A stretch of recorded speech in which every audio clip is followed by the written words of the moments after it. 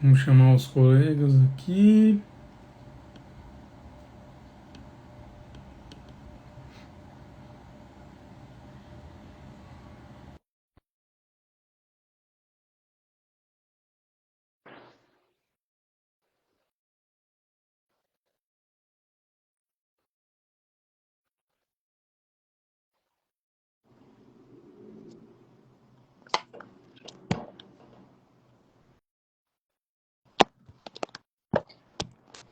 Fala, Danilo, tudo certo?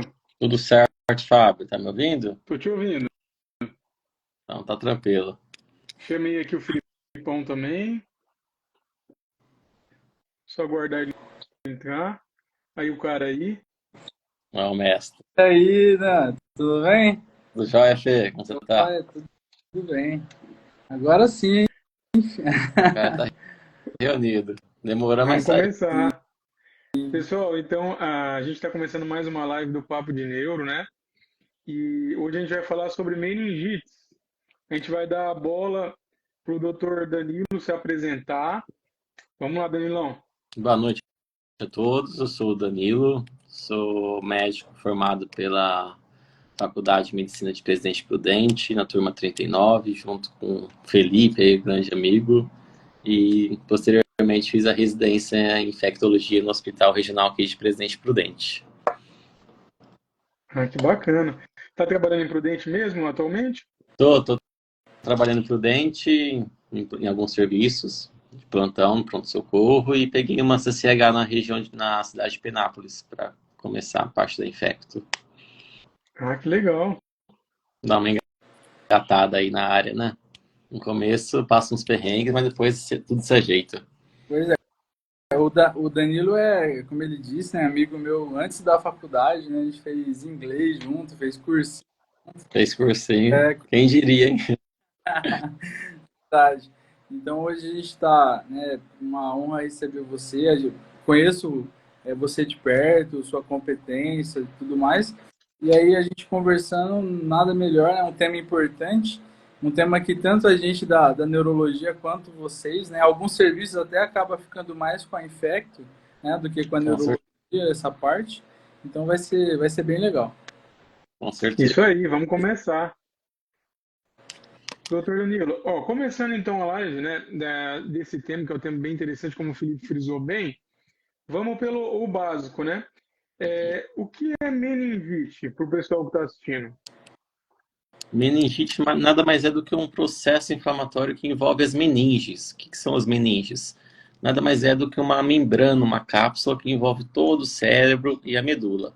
E através dessa membrana é que ocorre o processo inflamatório, que pode ser desencadeado tanto por vírus, bactérias, protozoários, e forma todo um processo ao redor, entre o cérebro e a membrana, causando alguns sintomas que são bem típicos dessa doença, tá? É uma doença que tem uma alta mortalidade, alta morbidade e precisa ser tratada urgentemente. É uma urgência neurológica, uma urgência infecciosa que deve ser tratada em ambiente hospitalar. Perfeito. Aproveitando o gancho, Danilo, e a encefalite? Qual que é a diferença da meningite e a encefalite? Sim, a encefalite ela comete basicamente todo o parênquima cerebral. Então, comete o cérebro em si e não as meninges, tá? A encefalite ela tem um caráter, pode ser um caráter agudo, mas em geral tem um caráter mais crônico. E daí os sintomas eles são um pouco mais arrastados. Na, até entrando nessa parte de diferença entre meningite e encefalite, né? Às vezes quando pedem avaliação pra gente no hospital, uma das primeiras coisas que a gente foca assim no paciente é se tem confusão, né? Alteração de nível de consciência, confusão. Isso aí já é o grande, acho que o divisor de águas, né? Para a gente começar a pensar mais uma meningite e mais uma encefalite. A encefalite ela já abre o quadro assim, ou às vezes não abre, mas ela acaba progredindo com um rebaixamento de nível de consciência, confusão, alucinação, sonolência, né? A meningite, geralmente, a gente acaba pegando o paciente ali mais com cefaleia, né? Sinais de irritação meníngea. Então, aí, o paciente ele vai ter, às vezes, a região ali da nuca, né, occipital um pouco mais rígida. Tem os testes, né, que a gente acaba fazendo para ver isso daí. Só que encefalítico, de cara, a gente já começa a ver a parte cognitiva ali, da atenção, sonolência, altera bastante mesmo. Perfeito. Com certeza. Então, um grande diferencial, né? Na meningite, a gente vê mais um quadro de uma cefaleia, de uma febre, rigidez na nuca, o paciente refere muita dificuldade para enxergar, conversar, e às vezes ele pode ficar mais torporoso, mais sonolento. Num quadro de uma encefalite, a maioria dos pacientes já vem com uma alteração comportamental. E muitas vezes a gente acaba pegando esses pacientes na aula da psiquiatria, realmente. Porque começa com um quadro de uma alteração do comportamento, ouvir vozes, ver coisas que não existem. E daí, através de exames de imagem, eles acabam encaminhando para um quadro de encefalite. E daí acaba transferindo os pacientes para infecto, para neuro, para ser conduzidos. Mas, em geral, grande parte eles acabam pegando na parte da psiquiatria por essa alteração mesmo de comportamento, alteração cognitiva. E aí, o doutor, continuando nesse segmento, quais são as principais causas das meningites? Tá. A que a gente mais Causas costuma... grandes, né, para ficar mais fácil o pessoal entender, né? A grande maioria são meningites de origem bacteriana, mas existem outras meningites, meningites virais, meningites por fungos, meningites por parasitas, eumintos, né? A grande maioria que a gente acaba encontrando na prática são as meningites bacterianas, que a maioria são por bactérias que residem na nossa flora nasofaríngea, ou mesmo por comunicação de pacientes doentes. Então, os grandes responsáveis seriam o meningococo, pneumococo e a Haemophilus influenza. São as 3 bactérias de grande importância clínica.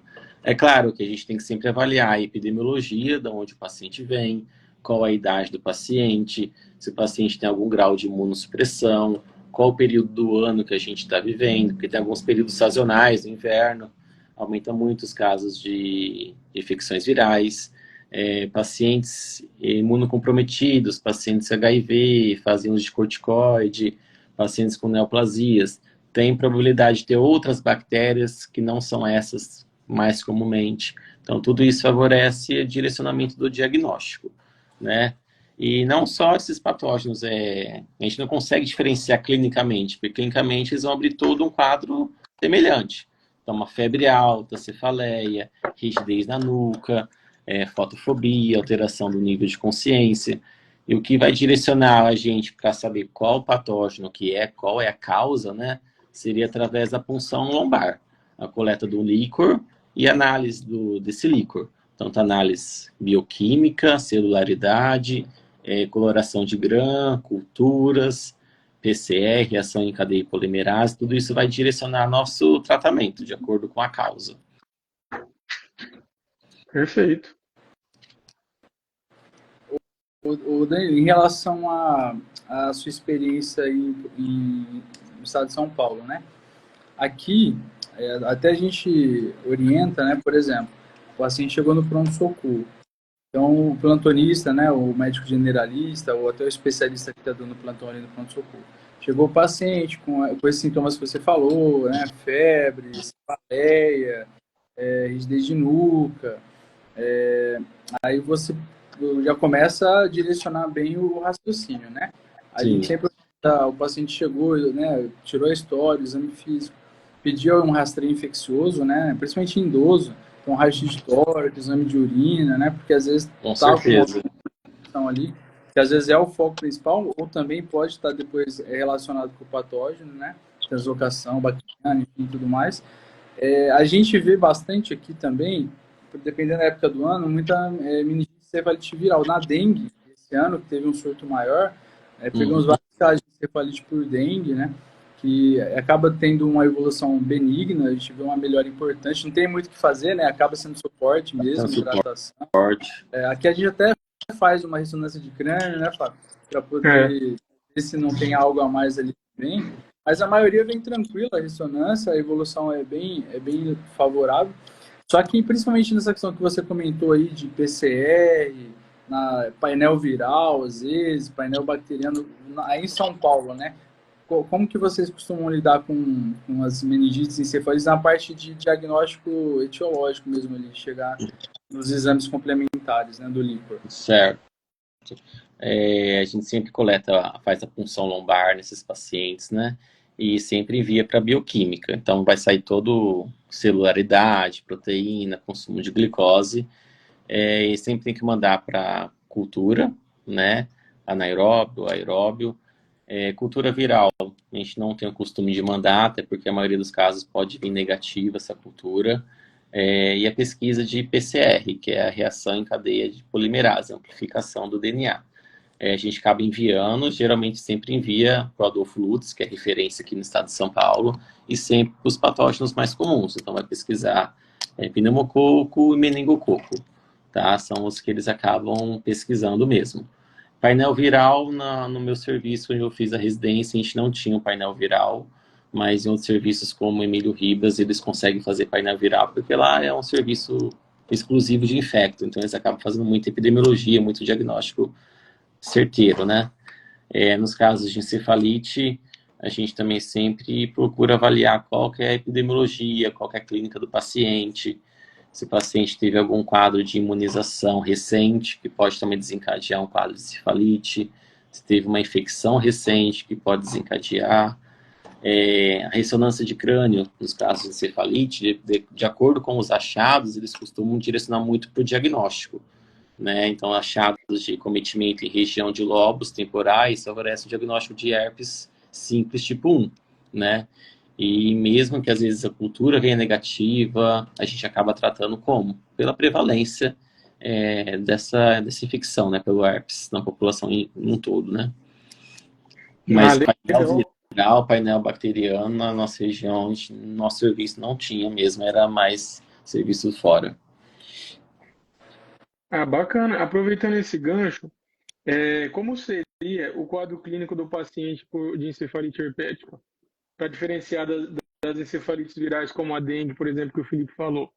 Tá, o quadro de encefalite seria basicamente o mesmo, né? Então, o paciente poderia ter uma febre baixa, alteração de comportamento, geralmente não tem sinais de rigidez de nuca. O que a gente vai tentar diagnosticar? Realmente, a epidemiologia, o período sazonal que está vivendo, então, um período que tem bastante surto de dengue, a gente tenta também direcionar para esses casos, né? Nos casos em que o paciente teve alguma infecção prévia, às vezes manifestação de um herpes simples, algum quadro de imunossupressão, também favorece o diagnóstico de herpes simples. A pesquisa no líquor, às vezes pode vir normal, por ser uma meningite viral, não ter grandes alterações, proteína normal, glicose normal, às vezes vem uma celularidade às custas de linfócitos, mas aí inespecífico para definir o agente, né, causador. E o exame de imagem, que seria o mais importante, é a ressonância que consegue detectar bastante. Então, alguns achados típicos, que nem acometimento de regiões de lobo temporal, favorecem um diagnóstico de herpes simples, tá? No líquor, a gente pode pedir sorologias. Então, se vier um IgM positivo para herpes simples, aí a gente consegue fechar o diagnóstico também, tá? Ou sorologia, um IgM positivo para dengue, a gente consegue fechar o diagnóstico. Perfeito. E como o Felipe falou, o tratamento varia de acordo com a causa, né? Às vezes a gente investiga e a gente não acaba fechando nenhum quadro de diagnóstico etiológico dos encefalites, que são acho que os mais complicados para a gente diagnosticar, assim, ter um diagnóstico etiológico. Então, aí vocês costumam entrar com a ciclovir direto também já? Isso, a gente já entra com a ciclovir. A gente não espera sair os exames, porque como vai para fora, às vezes acaba demorando 2, 3 dias, pega final de semana, então a gente já entra com a ciclovir, com a dose terapêutica, e conforme vai saindo os exames, a gente discute, né, se vai manter o ciclovir ou vai retirar. Né? Geralmente, como a maioria, 60% dos casos, encefalites por herpes, a gente mantém o ciclovir e ver como o paciente se comporta, né? Se vai ter alguma alteração, a gente pode coletar um líquor pós-tratamento, né? Para ver se tem alguma melhora do quadro. Mas, em geral, às vezes a gente trata sem ter o agente etiológico mesmo, não consegue fechar diagnóstico. Isso não só no nosso serviço, mas nas publicações, nos guias internacionais, tudo falam mesma linguagem, né? A punção do líquor acaba sendo um divisor de águas, né? Quando a gente pensa em encefalite. Porque só pela clínica, às vezes vai ter uma diferença ali, né? O nível, o tanto da febre. As bacterianas, elas são mais assim, catastróficas, né? Tipo pneumococo, né? Meningococo. É uma evolução muito rápida, às vezes 1, 2 dias, né? O paciente acaba evoluindo muito mal, indo para UTI, às vezes até mesmo não tendo uma boa resposta. A bacteriana a gente vê um curso melhor. Só que, como o Danilo falou, o líquor vai, né, vir, a gente vai olhar principalmente o diferencial, né? Se vir predomínio linfomono ali, a gente já parte mais para essa parte viral. E aí, não sendo a dengue, né, que aí dá para testar pelo sangue mesmo, né, ver se o paciente está com dengue, a gente acaba indo para as outras virais e aí o tratamento vai ser esse aí, como o Danilo falou, o aciclovir, né, e monitoramento ali tranquilo. Agora, no nosso serviço, né, uma coisa que o Fábio, a gente acabou vendo acho que uns 2 casos esse ano, em relação à meningite viral, né, Fábio? A gente teve 2 pacientes que um quadro assim, de meningite mesmo, não teve confusão, importante. A gente coletou líquor, veio com padrão mesmo viral, predomínio de linfócito, e aí a gente fica com os pacientes da meningite encefalite aqui na Santa Casa. Tem alguns serviços que já fica com a infecto direto. Sim. Então a gente acaba da infecto junto, depois de feito os exames e tudo mais, né? E aqui a conduta no nosso serviço é mais assim, meningite viral, a gente já tem interna, né? Dá uma observada, não tem sinal de encefalite, não evoluiu para confusão, às vezes a gente nem trata com aciclovir. Acaba dando suporte mesmo, né? E o paciente evoluindo bem, que a maioria acaba evoluindo mesmo, ali dia já tá, a gente libera. Esses vírus comuns, né? Agora a encefalite a gente acaba, aí não tem jeito, né? Não tem como esperar sem 14 dias de aciclovir ali na veia. E vocês conseguem achar o agente dessas meningites ou também não? É por exclusão? Quando é paciente plano, por exemplo, o Unimed, dá para fazer o painel. Só que assim, demora muito o resultado, então a clínica é soberana mesmo, vai pela clínica. A gente também acaba conduzindo assim e não consegue às vezes fechar o diagnóstico. Uma coisa, Danilo, que eu acho que é até legal comentar, até para quem é médico generalista, né, ou até a população em geral que às vezes vier assistir essa live, uma coisa que eu não sabia antes de entrar na residência, eu acho que é legal. Herpes, a gente tem uma prevalência, igual você falou, muito grande, né, na sociedade. E existem vários os tipos de herpes, né, mas principalmente esse que pega o nervo, né, que as pessoas têm nas costas, no tórax, que acompanha ali o nervo, muitas vezes dá na face, né, no rosto. Sim. E aqui, o costume de, principalmente quando pega o nervo aqui no V1, né?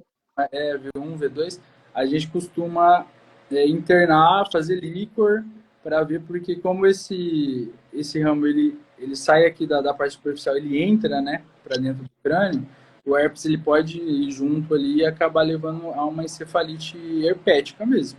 Então, nesse tipo de paciente, aí realmente, às vezes vale a pena, se tiver no serviço maior, chamar uma avaliação da especialidade, ou se tiver no serviço menor e você souber coletar o líquor ali, observar um pouco esse paciente, que a maioria dos casos a gente vê que fica tranquilo, mas já teve casos de evoluir de fato para encefalite e aí fica mais complicado, né, a situação. Sim, a gente pegava alguns pacientes também da oftalmo, que já vinham com diagnóstico de herpes ocular, e daí sempre receio, né, será que acometeu o sistema nervoso, será que não acometeu? Então a gente deixava internado, entrava com a aciclovir e ia acompanhando a evolução desse paciente, que aí não teria como a gente passar para medicação por via oral, né? Porque o risco de evoluir com uma complicação, uma gravidade é grande. Perfeito. E uma coisa que eu acho interessante a gente comentar é em relação à função do líquor, né? Porque muitas gentes sempre receosos. Chegou, eu faço uma punção, faço tomografia, o que a gente faz, né?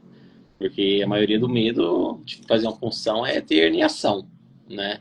Então, existem alguns critérios para isso. Quando que a gente vai fazer a punção, antes de fazer a tomografia, ou quando a gente vai dar preferência para fazer o exame de imagem, né?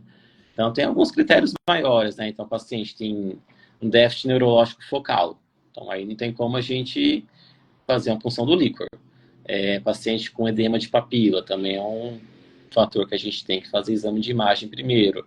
Pacientes com crise convulsiva, pacientes com histórico de imunossupressão, pacientes que tiveram alguma massa, alguma lesão no sistema nervoso central. Então, tudo isso são fatores que a gente tem que se preocupar em tomografar primeiro, antes de coletar o líquor, tá? O guia europeu fala, se tiver um Glasgow menor do que 10, tomografar. Já o guia americano fala o Glasgow não seria um critério para fazer tomografia, né? Na prática, dá mesmo, hein? Com Glasgow. Então, qualquer Glasgow, às vezes, não é aceito só Glasgow para de 10, 11, tomografar, né? não tomografar, hein? Esses dias, inclusive, eu estava até no pronto-socorro com outros residentes, né? Aí, na emergência, um paciente começou a convulsionar. E convulsionar, quem é visto é lembrado, né? Tava na porta, vem cá, o paciente convulsionando. Aí a gente chegou, né? Fizemos lá o diazepam, passou a crise. Aí passou alguns minutos, voltou a ter crise de novo. Aí o pessoal que tava lá falou, vai ter que líquor. Julião, calma aí, vamos fazer a tomografia. Aí fez a tomografia, o paciente tava com hematoma subdural agudizado gigantesco. Então, o risco de herniação é enorme nesses casos, né? Tem que dar, às vezes, tem que dar uma segurada, né? Realmente. É raro, mas acontece muito. Acontece muito. Então, o paciente chega com febre, alteração de consciência e dor de cabeça, né? Às vezes nem tem febre, uma dor de cabeça, alteração do nível de consciência, o povo já quer coletar líquor, pensando em algum caso mais diferente, vamos dizer assim, né? Que não é tão... E na dúvida, se tiver dúvida, entra com antibiótico primeiro. Isso às vezes pode falsear um pouco o líquor, uma dose de antibiótico pode falsear as culturas, mas se você mandar para o PCR, a reação em cadeia, isso daí não costuma falsear, porque a reação em cadeia de polimerase, eles costumam ver fragmentos do antígeno, né? Então, mesmo se você começa a destruir com uma dose de antibiótico, o PCR ele consegue detectar. Então, aí não vai interferir no diagnóstico, né? E fora, sem contar com a gravidade, né? Quanto mais posterga o início do antibiótico, mais chance de ter alguma complicação com o paciente. Perfeito. Aproveitando o gancho, então, a gente já tinha perguntado do aciclovir já, né? Mas chegou um paciente no PS, chegou ali, está suspeitando de meningite, tem a tríade, né, com meningismo, até evoluindo talvez com uma encefalite, confusão mental, crise. Como que você aborda, doutor Danilo, nesse momento? Primeiro a gente tem que ver se o paciente, qual que é a idade do paciente, né? Então, se for um paciente menos de 50 anos, não tem nenhuma comorbidade, não é imunossuprimido, a gente pensa nas causas mais comuns, né? Então, entra com um ceftriaxone, que é uma cefalosporina de terceira geração, que tem boa penetração. Se for um paciente acima de 50 anos, tem que pensar por infecção por germes atípicos, no caso a listéria. Então, se associa ceftriaxone com ampicilina, né? Se pensar muito em encefalite, a gente acaba não entrando logo de cara com a aciclovir. A gente pensa mais em causa bacteriana e de acordo com o resultado do líquor que a gente acaba iniciando o aciclovir posteriormente, né? Então, o importante no início do manejo inicial é a antibiótico terapia. Então, a gente sempre tenta cobrir o máximo possível. É claro, se for um paciente, todo paciente com meningite, a gente tem que pedir sorologias para ele. Porque em muitos casos acaba achando outras coisas, né? Uma neurocisticercose, neurotuberculose, neurocripto, tudo isso como diagnóstico diferencial. Perfeito. E o corticoide, quando você entraria? Corticoide a gente pode entrar logo na primeira dose do antibiótico, tá? Os estudos falam que ele tem benefício mais exclusivo, assim, para os casos de pneumococo, tá? Por Streptopneumoniae. Depois que coleta o líquor, sai o GRAM, a cultura, a gente pode tirar o dexametasona. Mas, no geral, a gente não sabe o que está causando. A gente entra com dexametasona 10 mg de 6 em 6. tá? Porque ele tem muito benefício, isso é comprovado nos casos de meningite por pneumococo. Por Haemophilus e por meningococo não teria grandes benefícios, tá? E depois que sair a cultura, a gente consegue tirar sem problema nenhum o corticoide. Bem interessante. E uma coisa que eu queria perguntar, específica, até comentei com o Felipe hoje, a gente estava tendo uma aula de meningites a semana passada, se não me engano, umas 2 semanas, e surgiu uma dúvida, né? Você até comentou da meningite aí, por exemplo, cisticercose, né? Neurocisticercose. Sim. Quando que a calcificação da neurocisticercose, ou melhor, né? Quando que o Scolex ali, ele vai evoluir vai colapsar e calcificar, e quando ele vai evoluir para uma disseminação, mantendo ali vivo, vamos dizer assim. Sim, manter a calcificação ali, né? Isso. O Felipe até comentou comigo hoje, eu fiz uma revisão hoje na literatura. Claro que tem todo o componente imunológico, né? Mas alguns estudos ainda falam que o mecanismo é incerto, não é bem esclarecido o que vai fazer com que os neurocriptococomas calcifiquem ou não, né? Alguns fatores que falam a favor de calcificar. Então, se tem uma lesão, o Scolex, com bastante edema perilesional, é um fator que fala a favor de calcificação. Se for utilizado corticoide em doses baixas, também é um fator que favorece a calcificação. Outro fator associado é o tipo de antiparasitário que é utilizado. Então, eles fizeram uma comparação em pacientes que usam apenas albendazol e pacientes que fazem associação albendazol com praziquantel. E daí a associação dos dois diminui o risco de calcificações. Então, seriam alguns fatores possíveis, né, relacionados ao prognóstico, em calcificar as lesões ou não. E também esses mesmos artigos, eles falam que o número de calcificações não quer dizer que o paciente vai ter um risco aumentado de convulsões, de ter um epilético ali. Às vezes o paciente tem vários focos, tem várias calcificações e não desencadeia nenhuma crise. E pacientes, às vezes, com uma calcificação já é responsável por desencadear a crise. Então, ainda não é bem esclarecido, ainda tem esse gap na literatura do que favorece a calcificação, do que não favorece, o que faz alguns pacientes terem focos, né, epiléticos e alguns não terem. Então, acho que tem todo o componente imunogênico aí por trás, imunologia, para poder ajudar a gente, né? Perfeito. Bom.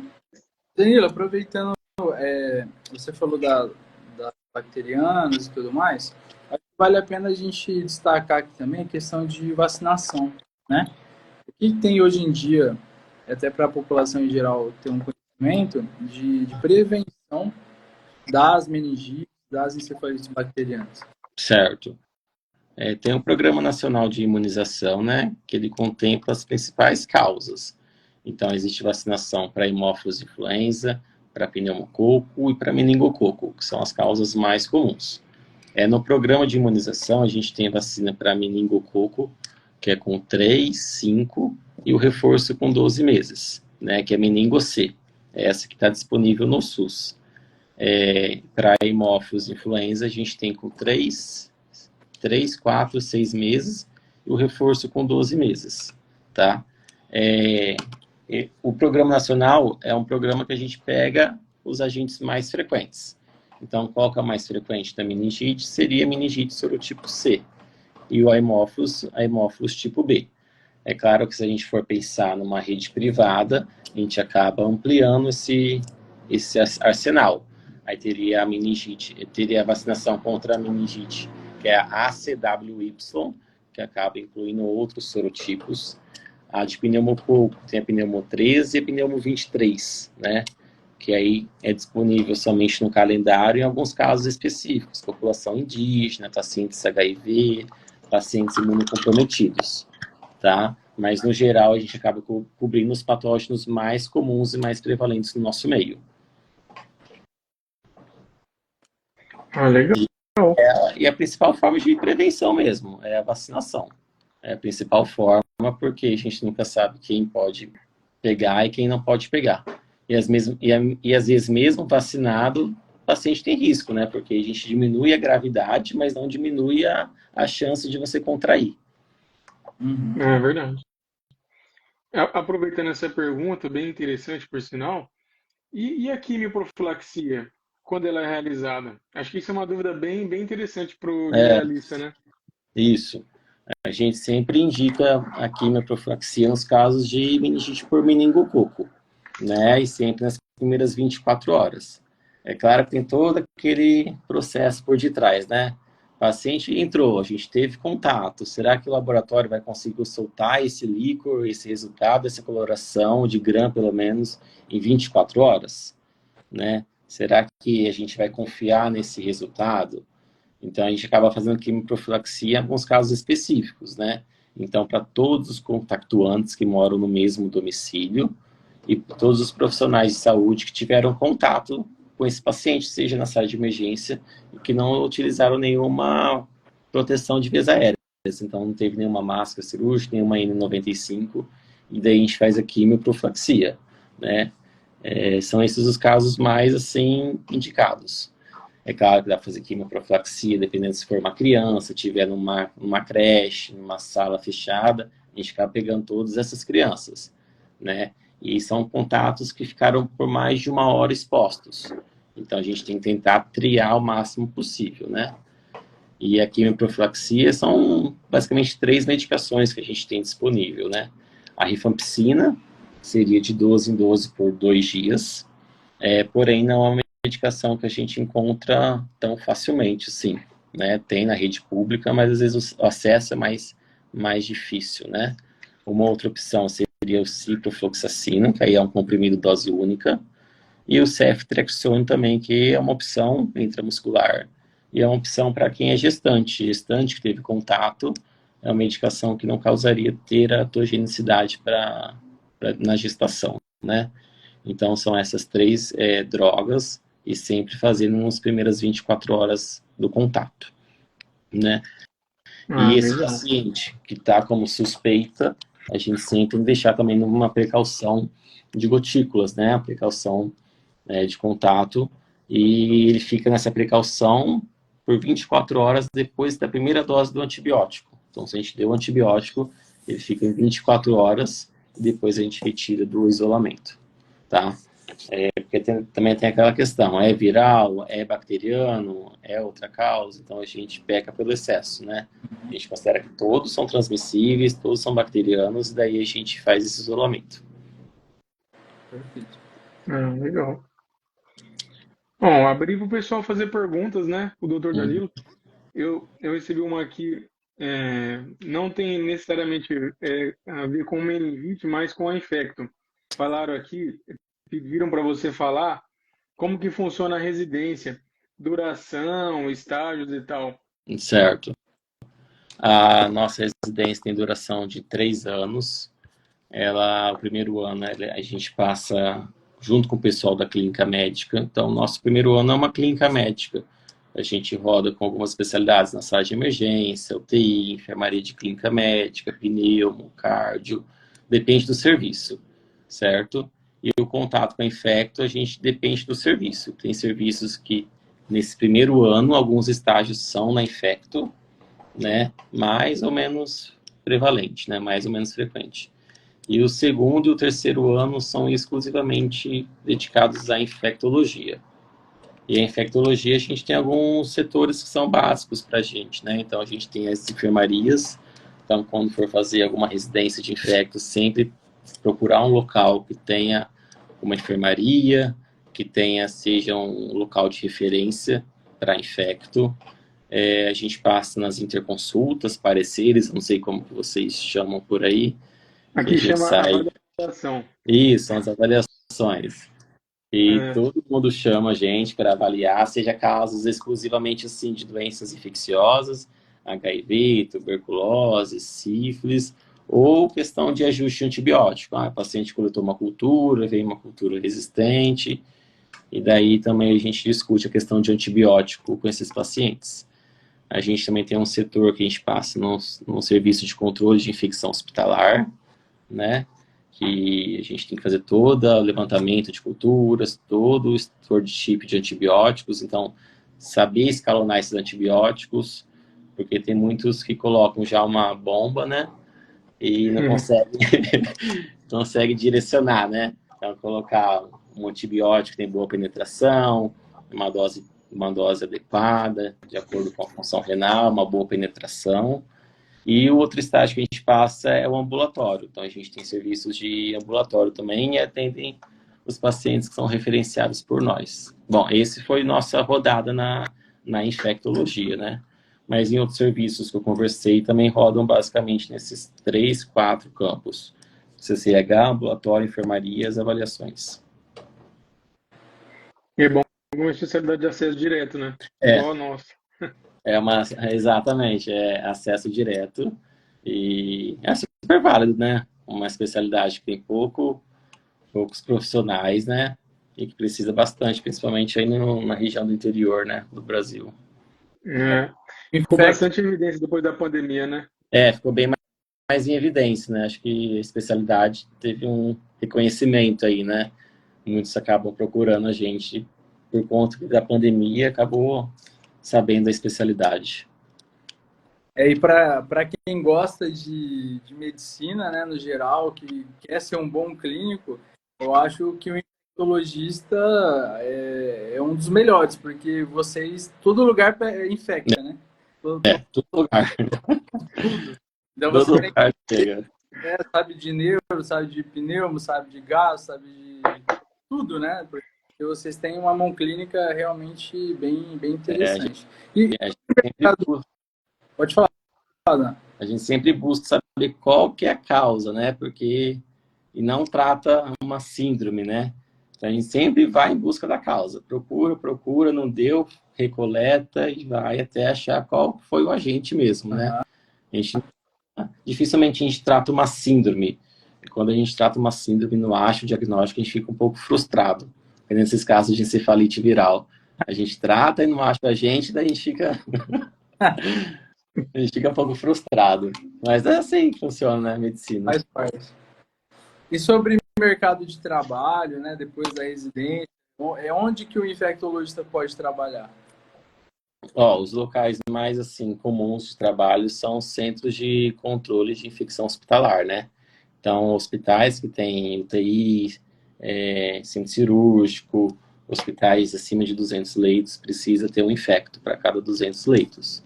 Então, ele tem que fazer todo esse controle aí de protocolos de antibiótico, controles de isolamento, medidas de prevenção, notificação de infecções relacionadas à assistência à saúde. Então, acho que é o primeiro serviço que o infecto vai achar realmente uma CCH, um Centro de Controle de Infecção.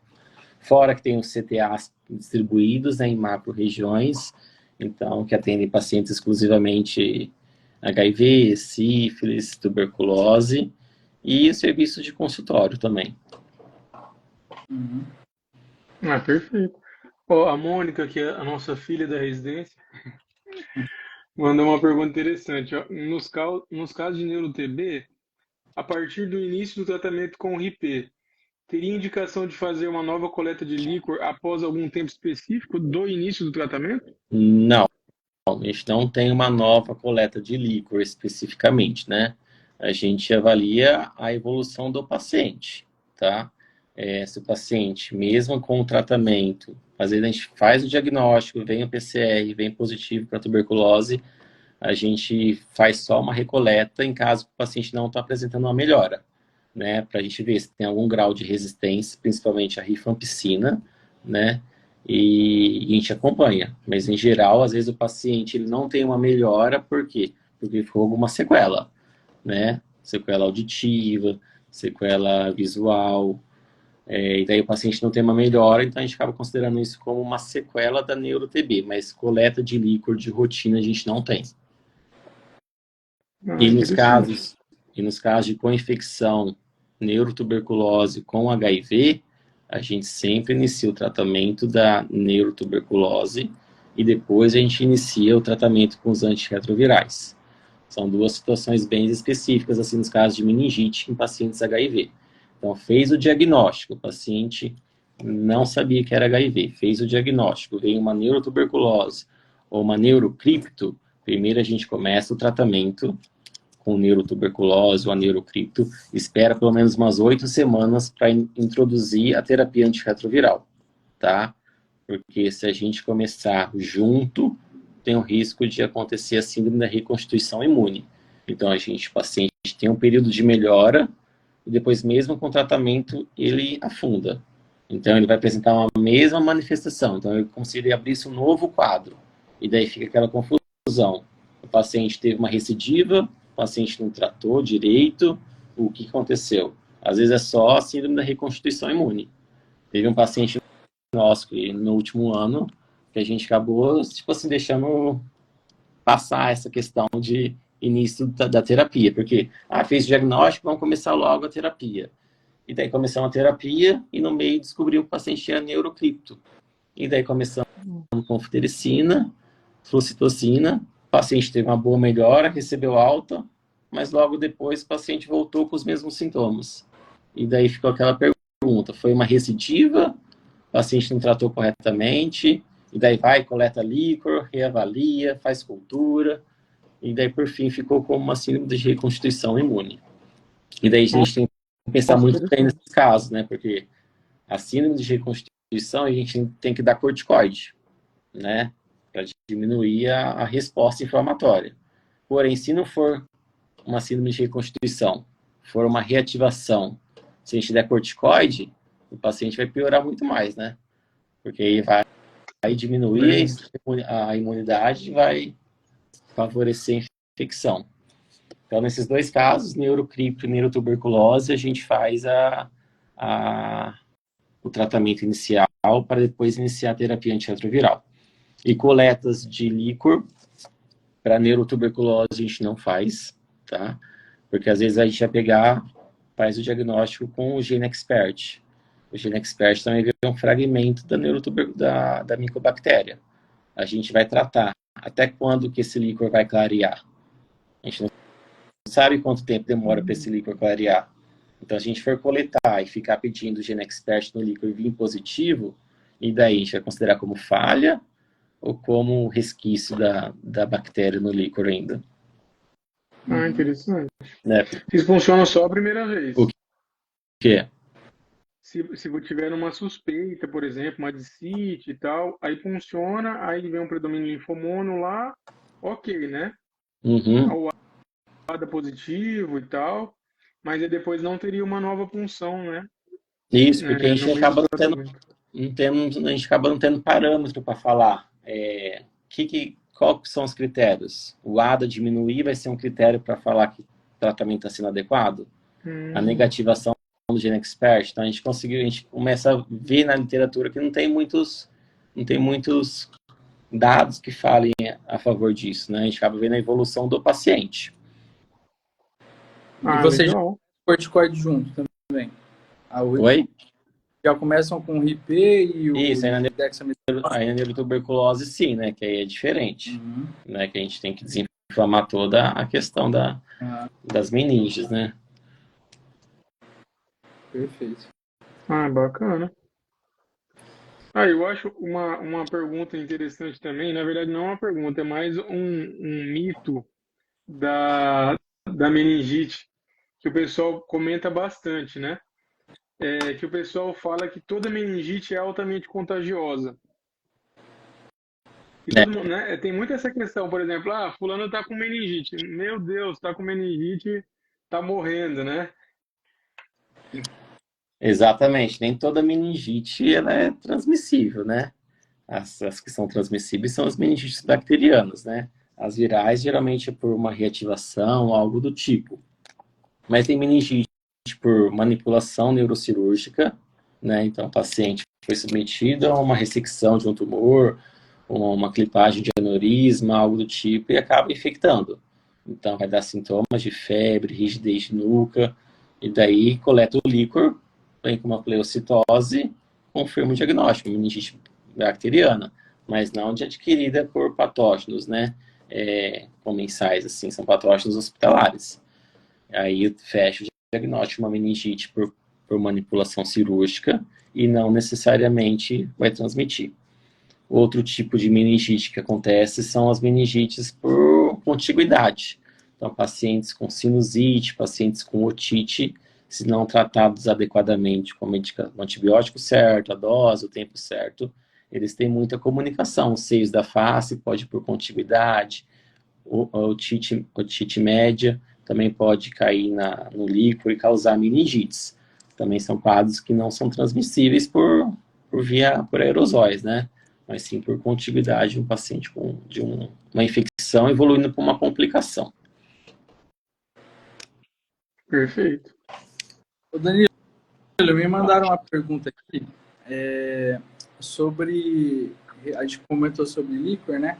Sobre a relação da meningite, encefalite, quando coletar o líquor e quando, na verdade, sim, não coletar líquor em si, porque se viu que precisa, mas em relação à pressão de abertura, né? A manometria. Se vale a pena fazer sempre, se existem casos específicos que vale a pena já coletar com a manometria. É sempre importante a gente coletar com a manometria, né? Porque vai indicar se o paciente está com sinais de hipertensão ou não, né? E às vezes a tomografia não mostra sinais de hipertensão, mas mostra uma dilatação ventricular compensatória, né? Nos casos de neurocripto, se tiver, a gente faz uma tomografia, o paciente não tem sinais de hipertensão, mas ele tem uma dilatação ventricular compensatória. E daí, na hora que a gente faz a coleta do líquor com a pressão de abertura, vem uma pressão alta, tá? É mais um fator que favorece o diagnóstico de neurocripto. Então, é sempre interessante a gente coletar com a pressão de abertura, né? Não sei se todos os serviços fazem isso, geralmente com manômetro, né? Mas tem lugar que a gente pega o equipo do soro, conecta, faz a medição e faz um tupiniquim, né, Felipe? É o nosso assim. Faz meio tupiniquim, né? Mas no HR tinha manômetro? Oi? Não, a gente no HR tinha manômetro? Olha, Também, né? da parte da infecta a gente nunca viu. Não sei se a Neuro já chegou a utilizar o manômetro. Então, o pessoal fala que no nosso serviço a gente usa um equipe macrogotas mesmo. Então, começou a gotejar ali, a gente conecta, né? Sempre decúbito lateral, faz a quantidade e vê por centímetros de água mesmo, né?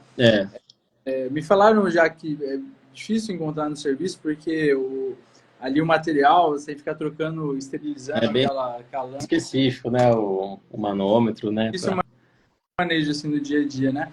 Mas você falou da pressão de abertura aumentada, a gente já, de cara, já começa a pensar na possibilidade de neurocripto. Né? Isso. A gente tem casos já, assim, realmente é outro tipo que evolui grave, evolui rápido. A gravidade.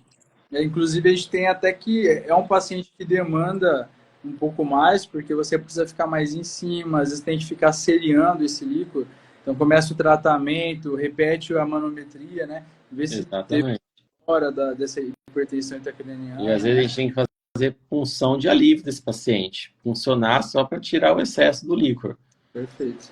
Porque evolui muito com cefaleia, muito com vertigem, e a gente tem que ficar funcionando esses pacientes.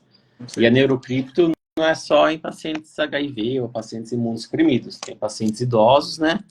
Que acaba evoluindo com uma meningite crônica. Então, o paciente tem infecção e, às vezes, ele acaba não apresentando sintomas. E, de repente, por uma infecção oportunista, ele desenvolve a meningite por cripto, né?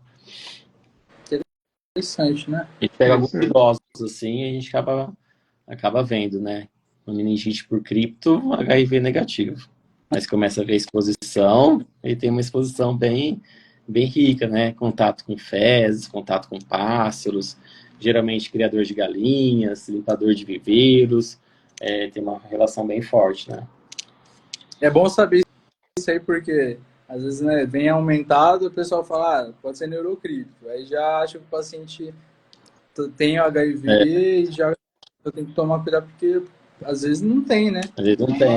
E acaba julgando o paciente, né? Exatamente. É verdade. Importante. A Mônica complementou a pergunta anterior no caso da NeuroTB, que você tinha comentado de entrar com o corticoide, aí ficaria por quanto tempo o corticoide? Olha, não vou saber te responder agora, mas tem um manual lá de neurotuberculose que eles falam. Eu não lembro ao certo quanto tempo que faz, mas a gente faz no início, depois a gente vai reduzindo gradativamente. Se Tem uma redução de dose, né? É, né, eu acho que diminui ali a cada semana, isso. mas semanas, não é igual, por exemplo. É prolongado, porque é de 9 a 12 meses, né, o tratamento da neurotuberculose. É. Então, não sei se são de 4 semanas, 8 semanas, posso estar falando bobagem, mas é um período mais prolongado e depois a gente vai fazendo o desmame. Perfeito. Ah, legal. O Danilo, eu acho que seria legal, agora daqui 10 minutos pode ser que o Instagram derrube, né? Uhum. Eu acho que seria legal você passar uma mensagem assim para o público, o pessoal que assistiu a live aqui e que realmente se preocupa. Às vezes é médico, às vezes não médico, né? Quando uma mensagem assim simples para o pessoal, quando suspeitar de meningite, quando procurar um infecto.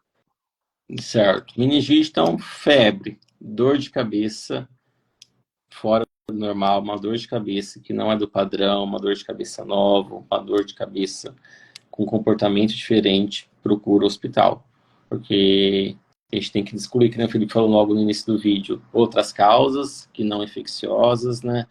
E o início do tratamento, ele corrobora muito para morbidade e mortalidade do paciente. Então, todos os casos, paciente com febre, cefaleia, vômitos em jato, né? Procurar o pronto-socorro de imediato. Perfeito. Geralmente a pessoa, alguns, né, esperam evoluir muito mal, né, para procurar. Exatamente. Aí sim a meningite acaba ficando muito grave, né? É, E tem esse mito que todas as meningites são graves por isso até, né? porque o paciente vai, procura, às vezes procura um serviço, não acha um foco infeccioso, acaba sendo liberado, acaba retornando com persistência de febre, cefaleia, e daí acaba não internando e acaba ficando, não, que complica mesmo, que vão pensar em meningite, né? É, às vezes o médico não funciona. Exa Exatamente. E também eu acho que principalmente vale uma mensagem em relação à dengue, né? Porque vale a pena todo mundo aí se prevenir, né, na medida do possível, desde as medidas ali ambientais, não deixar água parar, tudo mais, usar um repelente. Mas a gente está vendo cada ano que passa Tá um surto maior em lugares que às vezes não tinha, né? Eu trabalhei uma época na região ali no mais a leste do estado de São Paulo, e era uma região de morro mais fria, que não tinha muito caso de dengue. Era 10 casos no ano, era cidade pequena. E um ano antes de eu entrar na residência, sei lá, deu 40 vezes mais o tanto que tinha. Então, a prevalência, o pessoal acha que dengue, né, é uma coisa simples. Esse ano tivemos acho que uns 4, 5 casos, né, Fábio, de encefalite por dengue. E paciente jovem, de 23, 25 anos, de precisar, assim, pai e mãe dar banho, ficar super confuso, às vezes não reconhecer familiar, filho. Então, assim, é algo que a gente acha que é bobo, mas, Exatamente. né, pode ter bastante repercussão e vale a pena a gente tomar cuidado. E agora também tem as vacinas, só tentar para vacinar as crianças, né? Tem na rede pública, não precisa ficar comprando a mais. É claro que se tiver condição, você aumenta a proteção, mas as que estão na rede pública são altamente eficazes, tem que vacinar, são de graça. E tem a vacina da dengue também, começou agora, né? Aqui no estado de São Paulo, não sei aí no Paraná como que tá, mas já começou a vacinar as populações, as crianças, são 2 doses. Mas aquela coisa, vacina a primeira dose e a segunda a demanda é baixa. E acaba ficando uma vacinação incompleta, né? Então sempre tem que reforçar esses avisos. Vacinação acho que é a medida fundamental, um dos pilares, né, para contribuir. Sem dúvida. Bom, então a gente gostaria de agradecer a presença do Dr. Danilo. Agregou muito para a gente, Danilo. A live superou nossas expectativas, a gente aprendeu bastante. Recebi umas mensagens aqui, todo mundo gostou muito, cara. Que E a bom. gente queria deixar em aberto um convite para uma próxima live aí no futuro. Com certeza, agradeço muito o convite, vocês. Estou sempre à disposição. Vamos fazer uma parceria, se precisar. A gente marca novas lives, sempre interessante discutir. Beleza. Eu também queria agradecer, Danilo, pela presença, disponibilidade. Com certeza vamos marcar uma próxima vez. Já conheço o Dani, como disse, né, há muito tempo, sei inclusive na página do Papo de Neuro e nas nossas também, vai estar lá o Instagram do Danilo para quem quiser acompanhar ou às vezes tiver alguma dúvida, né, da live. Com certeza, pode encaminhar para vocês, a gente responde. Isso aí. Perfeito, gente. Até mais. Obrigado, Pessoal, aí gente. quem quiser assistir depois, que não conseguiu assistir e tal, vai estar aqui no Papo de Neuro, a gente vai colocar no YouTube também, e encaminhe para o máximo de pessoas que vocês quiserem encaminhar e puderem. Com certeza. Perfeito. Tchau, tchau, gente. Boa noite. Tchau. Boa noite. Tchau.